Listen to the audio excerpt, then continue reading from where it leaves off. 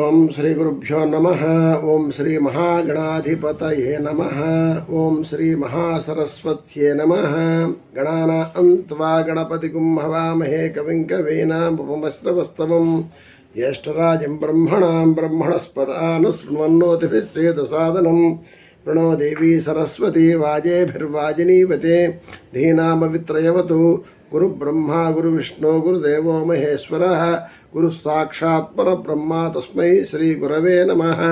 జ్ఞానం దేహి స్మృతిం దేహి విద్యాం విద్యాదేవతే కవితాం పండితాం దేహి శిష్య ప్రబోధితాం సదాశివసమారంభాం వ్యాసశంకరమధ్యమాం అస్మదాచార్యపర్యంతాం వందే శ్రీగురు పరంపరాం.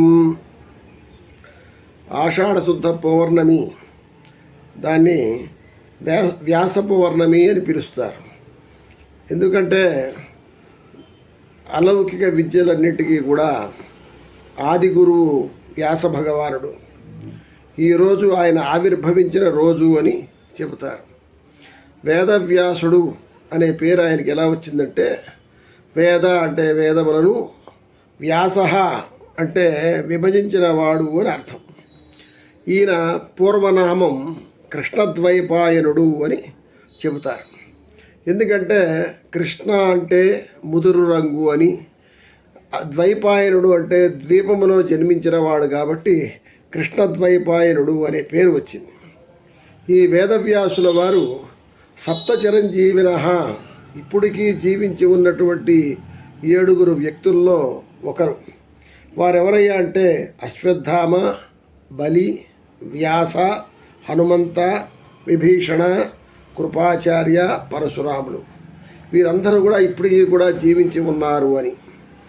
మరి వ్యాస భగవానుడు ఉన్నారు అని చెప్పడానికి ఒక ఉదాహరణ ఉన్నది. ఒకానొక రోజున జగద్గురు శంకరాచార్యుల వారు బ్రహ్మసూత్రాల గురించి చెబుతూ ఉన్న సందర్భంలో వ్యాసుల వారు ఒక ముసలి బ్రాహ్మణ వేషంలో ఆయన దగ్గరికి వెళ్ళి, అయ్యా మీరు బ్రహ్మసూత్రాలు చెబుతున్నారట, నాకు వాటిల్లో కొన్ని సందేహాలు ఉన్నాయి, నివృత్తి చేయవలసింది అని అడిగారట. పరీక్ష చేశారు ఆయన్ని. పరీక్ష చేయడానికే వెళ్ళారు. అటువంటి సందర్భంలో శంకరాచార్యుల వారు వారికి అతిథి సత్కారాన్ని చేసి, అయ్యా మీ సందేహాలు అడగవచ్చును, అయితే ముందుగా బ్రహ్మసూత్రాల్ని ప్రతిపాదించినటువంటి వ్యాస భగవానుడికి, నా ముందు బ్రహ్మసూత్రాలు గురించి ప్రస్తావన చేసినటువంటి వాళ్ళందరికీ కూడా నమస్కారం అని చెప్పి వారిని అర్థించడం జరిగింది. సమస్యలు చెప్పవలసిందని అడిగారు. ఈ విధంగా 10 రోజుల పాటు వారిద్దరి మధ్య బ్రహ్మసూత్రాలకు సంబంధించినటువంటి చర్చా కార్యక్రమం జరిగింది. అటు పిమ్మట వచ్చిన వ్యక్తి సామాన్యమైన వ్యక్తి కాదు, సాక్షాత్తు వేదవ్యాసుడే అని చెప్పి ఆ యొక్క శంకరాచార్యుల వారు అప్పటికి 16 సంవత్సరాలు నిండి ఉండటం వలన, అయ్యా నా జీవితకాలం అయిపోయింది కాబట్టి శరీరాన్ని మీ దగ్గర వదిలివేస్తాను అని చెప్పడం జరిగింది. అప్పుడు వేదవ్యాసుల వారు, నీ వలన సమాజానికి ఇంకా మేలు జరగవలసింది ఇంకా ఎంతో ఉందయ్యా, కాబట్టి మరొక 16 సంవత్సరాలు నీకు ఆయుష్ని ఇస్తున్నాను అని చెప్పి ఆశీర్వదించి వెళ్ళారు. అందుకే పెద్దలు ఏం చెప్తారంటే, ఈ వేదవ్యాసుల వారు ఎక్కడైతే ఉపనిషత్తులు కానీ, బ్రహ్మసూత్రాలు కానీ, ఇతిహాస పురాణ ప్రవచనాలు కానీ అదేవిధంగా జరుగుతూ ఉంటాయో అటువంటి చోట వారు అజ్ఞాతంగా వచ్చి వింటారు అని చెప్పి పెద్దలు చెబుతూ ఉంటారు. మరి ఈ వ్యాసుల వారు ఎవరయ్యా అంటే, వ్యాసం వశిష్ఠ నప్తారం శక్తే పౌత్రమకల్మషం పరాశరాత్మజం వందే సుఖతాతిం తపోనిధిం అని. వ్యాసుల వారు వశిష్ఠుని యొక్క ముని మనవడు, శక్తి యొక్క మనవడు, పరాశరుని యొక్క కుమారుడు, సుఖమహర్షి యొక్క తండ్రి. అదేవిధంగా వ్యాసాయ విష్ణురూపాయ వ్యాసరూపాయ విష్ణవే నమో వై బ్రహ్మనిదయే వాసిష్ఠాయ నమో నమః అని చెప్పి సాక్షాత్తు వ్యాసుడు విష్ణు భగవానుడే అని చెప్పి, అదేవిధంగా ఆ యొక్క దాని పేరేంటి, ఇతనికి బాలరాయణుడు అనే పేరు కూడా మరొకటి ఉన్నది. అదేవిధంగా మరి వ్యాసుల వారు తండ్రి పరాశర మహర్షి, ఆ తల్లి సత్యవతి. జన్మించిన వెంటనే తల్లికి ఒక వరం ఇచ్చారు. అమ్మా నువ్వు ఎప్పుడు కోరుకుంటే అప్పుడు నేను వచ్చి నీ ముందు ప్రత్యక్షం అవుతాను అని చెప్పి. ఇట్లా వరం ఇచ్చిన వాళ్ళు ఇద్దరే. ఒకరు ఆ యొక్క వ్యాస భగవానుడు, తర్వాత శంకర భగవత్పాదుల వారు అలా చెప్పారు. అంతేకాకుండా ఆ కారణంగానే మహాభారతంలో దుష్యంత వంశాన్ని కాపాడటానికి సత్యవతీదేవి వ్యాస భగవానుడిని పిలువగా వెంటనే అతను వచ్చి ఆ విచిత్ర వీర్యుడి భార్యలైనటువంటి అంబిక అంబాలికకు ధృతరాష్ట్ర పాండురాజులను, అదేవిధంగా దాసీకి విదురదేవుణ్ణి కూడా సంతానంగా అనుగ్రహించినటువంటి వ్యక్తి ఈ వ్యాస భగవానుడు. అంతేకాకుండా గాంధారికి కూడా వ్యాస భగవానుడు ఒక వరం ఇచ్చారు. ఆవిడ కోరుకుంది 100 మంది సంతానం కలగాలి అని కోరుకుంది. అటువంటి సందర్భంలో అట్లే అని వరాన్ని ఒసగాడు. అటు పిమ్మట ఆ గాంధారి గర్భవతి అయి 2 సంవత్సరాలు అయిన తర్వాత ఒక ఇనప గుండు లాంటి మాంసపిండాన్ని ఆవిడ దాని పేరు ఏంటంటే జన్మనిచ్చింది. అటువంటి సందర్భంలో ఆ మాంసపిండాన్ని పారేయాలి అని గాంధారి అనుకున్న సందర్భంలో ఆ యొక్క వేదవ్యాసుల వారు వచ్చి ఆ యొక్క మాంసపిండం మీద నీళ్లు చల్లడంతో అవి కాస్త 100 ముక్కలుగా అది విడిపడింది. ఒక్కొక్క దాన్ని కూడా ఒక కుండలో పెట్టి నీళ్లు పోసి 2 సంవత్సరాల తర్వాత వాటిని తీసినట్లయితే అవి పిల్లలుగా ఉంటారు అని చెప్పి వ్యాస భగవానుడు చెప్పి ఆయన తపస్సు చేసుకోవడానికి హిమాలయాలకు వెళ్ళిపోయాడు. ఆ విధంగా అలా పుట్టిన వాళ్లే ఆ 100 మందే కౌరవ సంతానం. ఆ విధంగా వ్యాసుల వారు గాంధారికి ఇచ్చినటువంటి ఏదైతే వరం ఉందో ఆ వరం నెరవేరడం జరిగింది. అంతేకాకుండా వ్యాస భగవానుడు మహాభారతాన్ని రాయటంలో కూడా విశేషం ఉంది. మహాభారతానికి మరొక పేరు జయమని, జయ సంహిత, విజయ. నారదుని యొక్క ప్రోద్బలంతో వ్యాసుల వారు మహాభారతాన్ని రచించడం ప్రారంభం చేశారు.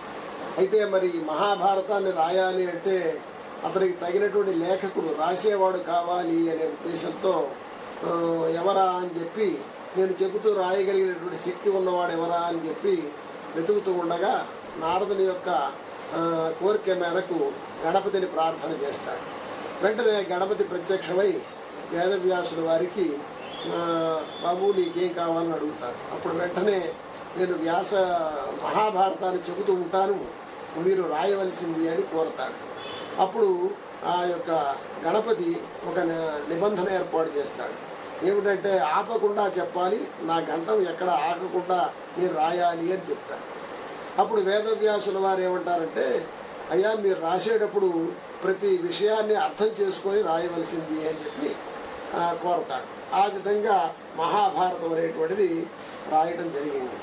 అటు పిమ్మట అంతేకాకుండా ఇందాక మనం చెప్పుకున్నాం, ఎక్కడైతే మహాభారత, భాగవత, పురాణ ఇతిహాసాలు, అదేవిధంగా బ్రహ్మసూత్రాలు చెబుతూ ఉంటారో అక్కడికి వేదవ్యాసుల వారు వస్తారని, వేదవ్యాసుల వారు చిరంజీవులని, ఇప్పటికీ ఉన్నారని మనం చెప్పుకున్నాం. అంతేకాకుండా మరి వేదవ్యాసుల యొక్క కుమారుడు ఆధ్యాత్మిక వారసుడుగా సుఖమహర్షి జన్మిస్తాడు.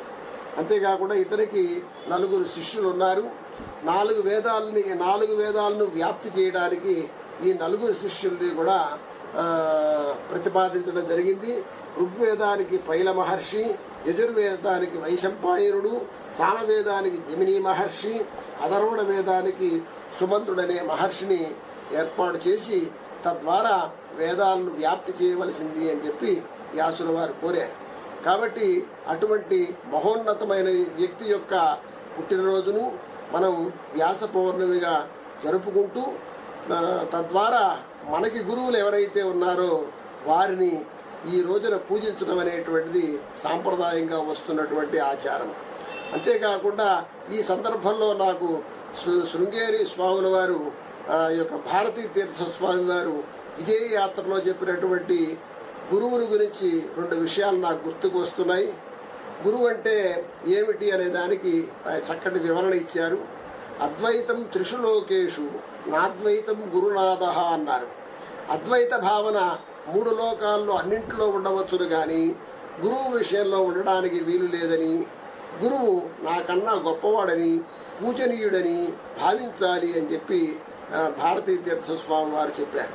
ఆ వేదాలు చెబుతున్నాయని వారు చెప్పారు. అంతేకాకుండా యావజ్జీవం త్రయోవంధ్యా వేదాంతో గురు ఈశ్వర అని మనం జీవించి ఉన్నంత వరకు 3 విషయాలు గుర్తుపెట్టుకోవాలని చెప్పి, ఏమిటయ్యా అవి అంటే వేదాంతో గురు ఈశ్వర అని, వేదాన్ని అంటే చదివినటువంటి జ్ఞానాన్ని, గురువుని, ఈశ్వరుణ్ణి ఎల్లప్పుడూ కూడా గుర్తుపెట్టుకోవాలి అని చెప్పి, ఈ 2 కూడా గురువుకి సంబంధించిన గొప్పతనాన్ని తెలియజేసే విధంగా ఉన్నాయి. కాబట్టి వారు భారతీ తీర్థస్వామి వారు వారి విజయయాత్రలో తెలియజేసి ఉన్నారు.